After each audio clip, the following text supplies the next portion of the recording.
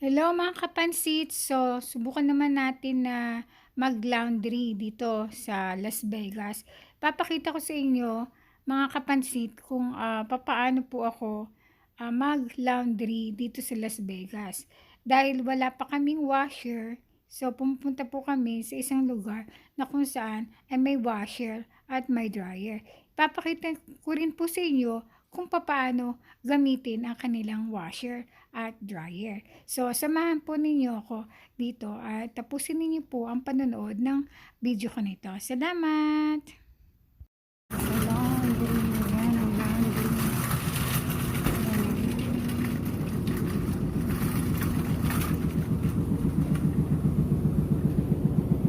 This is the machine I'm gonna use for 75. This is the machine.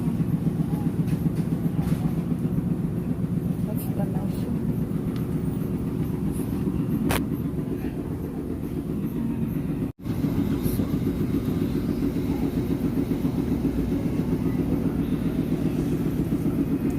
So guys, dito yung machine. Pwede kang palit dito ng $1, $5, 20 bills. So ganito lang ang gagawin natin mga kapansit. Papasok lang natin yung $1 dito. Yan. And then yan na siya. So gagawin ko, magpapasok din ako ng $5.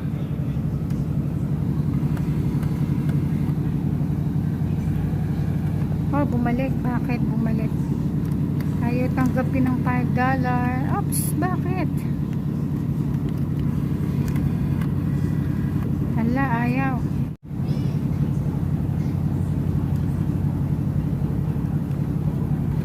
Bakit ayaw tanggapin ng $5 ko?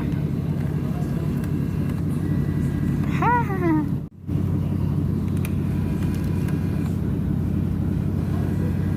Ha, bakit? Yung aking $5 kasi ayaw tanggapin yung $5. So, pasok na natin isa-isa. Yan, ganyan lang mga kapansit. So, alam niyo na mga kapansit ha. Pagpunta kayo na Amerika, ganun lang. Machine, dito natin lalagay yung coins. So, per 75 yung ating ihuhulog. Ganun lang.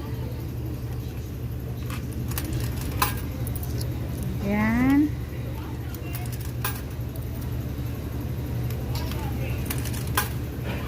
Ilagay yung 475. Mag-select kayo dito kung hot or cold or warm. So, sa akin ay hot. Start muna and then hot. Yan. Sa 25 minutes yan. Okay na siya. So, makikita nyo dito nakalagay in use. Yung mga machine na malalaki, ang halaga naman nito ay $7.75. So, kung gusto niyo ng isang machine lang, ito ang gagamitin niyo. Malaking machine siya. $7.75 siya. Ito naman yung isang machine, $350 siya. So, $350 ang machine na to. Yan. So, ilalagay ko yung mga puti. Konti lang yung nadala ko ng mga puti. Sasama ko na yung sabon niya. Dito man naman ihulog yung quarter. Yan. Bakit hindi nag-ano yun ito? Yung isa. 50 cents na yung hinulog ko. Bakit 3.25 ba? Daya nito Ayan, ganun siya. Pag hinuhulog mo yung cents, 25, quarter, magbabago. So, finish ko lang yung light and then start. 29 minutes. Naman, ang mga dryer ay dito. Yan yung mga machine na dryer. Mamaya, lalagay natin yung ating damit dyan. Sa machine na to, pwede palang gamitin ang credit card or debit card. Pero ako hindi ako gumagamit ng debit card or credit card. Coins ang inilalagay ko. So, yan. Po yung dryer. Kailangan hulugan siya ng $1 or $2. It's up to you. $1 muna. So, dito tayo sa taas.